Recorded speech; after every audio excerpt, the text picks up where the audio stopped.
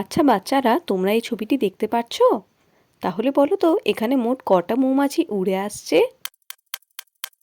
এখানে মোট এই দুটি মৌমাছি উড়ে আসছে।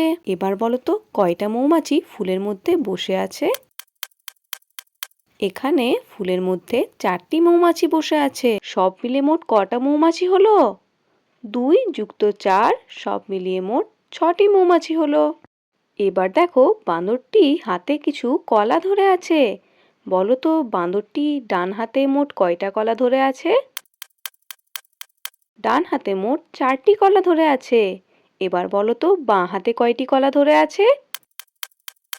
বাঁ হাতে 3টি কলা ধরে আছে। সব মিলিয়ে মোট কয়টি কলা হলো? সব মিলিয়ে মোট 4 যুক্ত 3 সমান সমান 7টি কলা হলো। এবার দেখো একটি লঙ্কা গাছ রয়েছে। বলো তো গাছে মোট কয়টা লঙ্কা আছে? গাছে মোট 5টি লঙ্কা আছে। টিয়া পাখির মুখে কয়টি লঙ্কা রয়েছে? টিয়া পাখির মুখে 1টি লঙ্কা রয়েছে। তাহলে সব মিলে মোট কটি লঙ্কা হলো?